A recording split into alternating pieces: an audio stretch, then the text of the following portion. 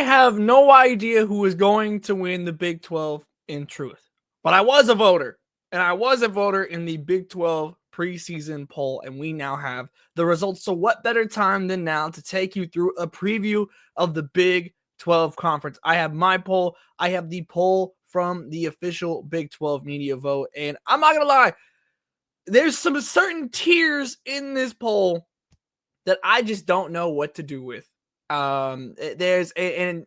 Notably, I think the only thing that we know that is 100% true is that these polls are not going to be the way that these standings shake out, because the Big 12 is prime for chaos. Let me introduce myself. I'm Tyler DeLuca here with No Cap Space. Make sure you're tapped into all of our socials down below, and make sure you're tapped in across the board, because not only do we have a video preview here with me, but Andrew has a full Big 12 written preview on nocapspacewbb.com, along with every other conference. We've had the Big East, we've had the mid-majors so far, and the Power 4 is on the way. It still feels weird to say Power 5. Rip to the Pac-12. Let's get into this poll. Let's talk about it. Okay. Let's break this down here. Let me tell you the way that I thought about this, okay? Obviously, my vote's on the left, the official Big 12 poll on the right, okay? Basically, 9 through 16. I don't know what to do with that. So many teams lost so much. Arizona lost their entire roster. Peters from Cincinnati, gone. BYU lost a couple of players. Shavers, going away from Texas Tech. These teams that were at the bottom of the Big 12 lost a lot of production. And with that, I don't know what to do with them. And in terms of trying to project this season. And that's what I mean by there's no way that either of these polls are going to end up being correct, because I truly think 9 through 16 could be any amount of wins, of losses.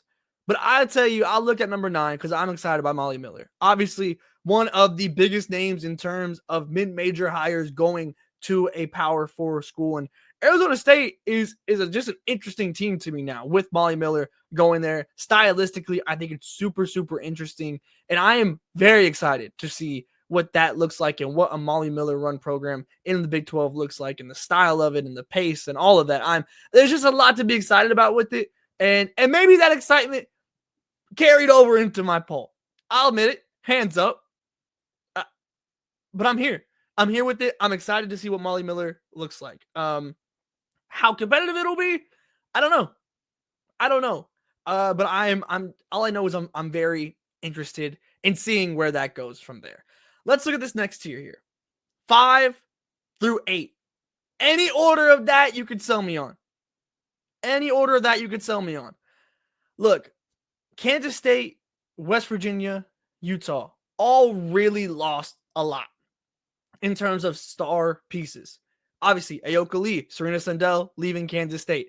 West Virginia losing J.J. Quinterly. Gianna Neepkins transferring out of Utah. Obviously didn't play last year, which is actually why a big part of why I have them a little bit higher in my rankings than 7 and 8 here with West Virginia and Kansas State, is because they learn how to play without Neepkins, where these other teams are going to have to be learning a whole new way of playing. But West Virginia, I think, is the team that I have a chance of having a little bit too low here. I think just generally speaking, they have just a good program there. Kellogg has done a fantastic job with West Virginia. How much of that is J.J. Quinterly led and like on court and what that looks like, I'll be very, very interested in. And just because so much of the defensive presence has to do with the ball pressure that Quinterly was able to bring for West Virginia.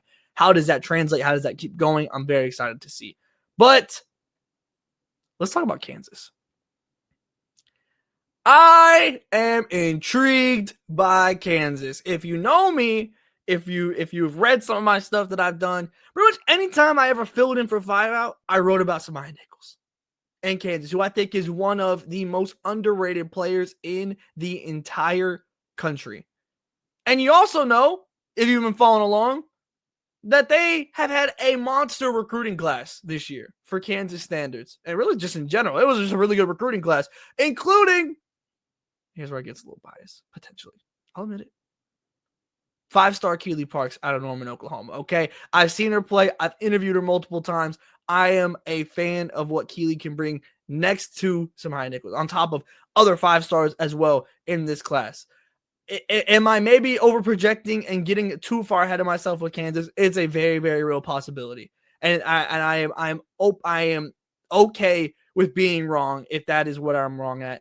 But ultimately, I'm stoked with what Kansas is looking like this year, and the projection of where it's going in years to come. I'm just betting on Samaya, and I'm betting on these freshmen. Again, I think West Virginia is probably a team that I have in that ranking in that 5 through 8 that could probably raise the highest. Kansas State, it just worries me because it's going to be, you're losing 2 star players that have been around for so long and have been your team for so long, and that transition year, right? It worries me a little bit more than some of these other schools. But ultimately, I'm betting on Kansas and them being able to find immediate results with this recruiting class. But let me get to this top 4. You can sell me on any order. You really could. Iowa State scarred me last year. They did. I'm not afraid to admit that here. I'm not. But you go and get Jada Williams. And I think that is such an interesting pickup because in theory, you needed a point guard. Emily Ryan is gone into graduation. And there is something to be said about just going and getting a point guard. And you got a very solid one.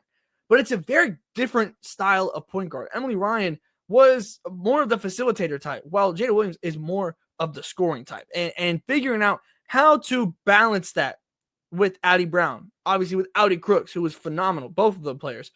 Like if they can make this work, they can win the Big 12. Point blank period. They can win the Big 12. Figuring out how that works after, again, what was such a roller coaster of a season last year is what I'm going to be intrigued by. Jada Williams is not the kind of floor spacing guard in that manner. Obviously, there's more players than just those 3 on this team, but in terms of thinking about how that fits and trying to replace Emily Ryan and how important of a piece she's been to this program for such a long time, I'm very intrigued by how that looks. So I'm open-minded. Again, any of these 4 teams can win the Big 12. I need to make that clear. Like I can't tell you how many times I went back and forth on trying to figure out how I wanted to order these teams because you could sell me on any order, I promise you. Let's talk about Oklahoma State, though, because Staley Hurd, another one of those players that I just feel like is absolutely one of the most underrated in the entire Big 12. And Oklahoma State, to me, already overperformed last year.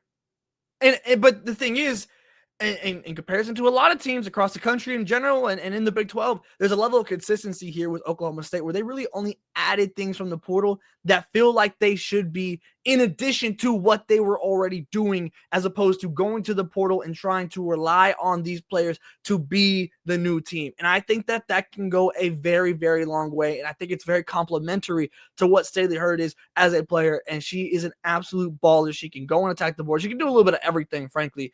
But I am such a fan with what she has. I have some of my notes over here as well. But like you go and get Haley Timmer from South Dakota State, who can shoot the ball. That's what you want. That's what you want. Oklahoma State already has some of that.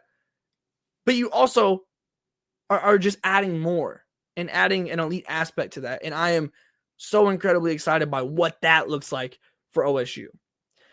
Let's talk about Baylor.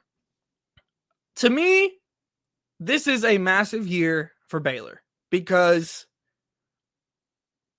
frankly, I want to see more from this program. We know what Baylor was when Caleb Mulkey was at the helm. And just generally speaking, and this was realistically before the arrival of TCU and the way that they've come across, I thought we would be in a dogfight when Oklahoma and Texas left. I expected a dogfight for years to come between Iowa State and Baylor at the top. I didn't expect this to be such an open league once OU and Texas left. I just didn't anticipate that. But here we are, and I'm wanting to see Baylor show that they're Baylor. And they have 2 players that I have been such a massive fan of for the longest time. And Dariana Littlepage-Buggs, who finally got over that hump of averaging a double-double, 10 rebounds on the dot, about 13 points per game. Like exactly what you're looking for. And she has kind of relatively incremental growth over the course of her career. No more steps. I want to see a leap. And I think that leap is there to be had for little Paige Bugs. So I'm incredibly excited by what that looks like as she's, again, it's been more so, I feel like, given more responsibility year in and year out. And now that you're in your senior year, you're in year 4, what does that look like? I cannot wait to see. But who I really can't wait to see for Baylor is Talia Scott. Again, another one of those players that I have just been such a believer in, because she was dropping 20 bombs over and over in the SEC. She just couldn't stay healthy. If she can stay healthy, goodness gracious, she alone might be able to score Baylor's way to the top of the Big 12. Like, that is what I am excited to see from them. Just, again, 2 players that I have followed since they've entered college and been massive fan of and seen the vision of it. Now to see them on the same team, I'm very excited for that. But ultimately, it becomes an actually doing it situation. You have to go out and be able to go and win these games and take that next step. And I want to see Baylor take that next step to kind of starting to regain some of this glory that they've had for so long as a program. But the team at the top is going to have something to say about that. Transfer Central University, TCU, went and got Olivia Miles. And, buddy, I don't know. I mean, truly one of the most shocking things that I've personally covered since joining the women's basketball media, God, 5 years ago. I don't even know, man. Math is hard. I majored in words. But, like, Olivia Miles in a Mark Campbell system just makes sense. It was shocking. It was not expected. But ultimately, now that we're here, it just makes sense. And they have so much size on this team, which is not an incredibly common thing across the Big 12. Not every team has that luxury. So that alone is part of why I have them at the top for me, is because of the size that they possess, just both on the wing and down low. It's going to be interesting seeing how, again, because this is similar to last year, a very new team, a very, very new team, but you do have some pieces that are returning. And I think that makes a difference. And to me, in my head, my PEMDAS of thinking of this is that Haley Van Lith came in and obviously, I mean, revived her career, right? Not a point guard, not a natural point guard in that way, but still was able to make it work. Obviously, TCU goes on the run that they go on last year, a run that was historic for this program. And then Haley Van Lith goes on her way. Put Olivia Miles into that situation. A natural born point guard. A true, like, connector in terms of what you're trying to do offensively. A player that is going to probably be looking to show a whole lot of new things as well in terms of what she can do and bring to the WNBA. I'm just so excited about it. Like, I cannot wait to see Olivia Miles in TCU purple. As weird as it's going to be, the hoops are going to be immaculate, and I think it's going to be enough to have them top the Big 12. I am incredibly excited to see what this conference looks like. I have no idea what this conference is going to end up as. In terms of the Power Four, I think probably the most open conference at the top. I think you make the argument with the ACC as well. But to me, this Big 12 race should be absolutely exciting. I think there's a lot of different styles in this league. There's a lot of programs that are moving on from into new eras as well. I am so excited to see what this conference ends up looking like and ultimately being wrong, because that's what preseason takes are all about. It's doing the victory lap, but it's also doing the walk of shame. And I'm prepared to do either with the Big 12, but make sure you're tapped in here with us at Notecast Space. We have all the rest of the conference previews coming on top of the college coverage. It's so close. I can taste it. I'm so excited. I'm so ready for these college games to get started. Of course, CBA news coming. WNBA coaching hires still to come. There's so much stuff going on in the world of women's basketball, and we want to be the place that you come to get your coverage for it. So make sure you're tapped in with us at all the links down below in the description. Like, subscribe, share. Let me know who you think is going to win the Big 12, and let me know where I'm wrong in my rankings. It's okay. I can take it, and we can discuss. Until next time, we'll talk soon.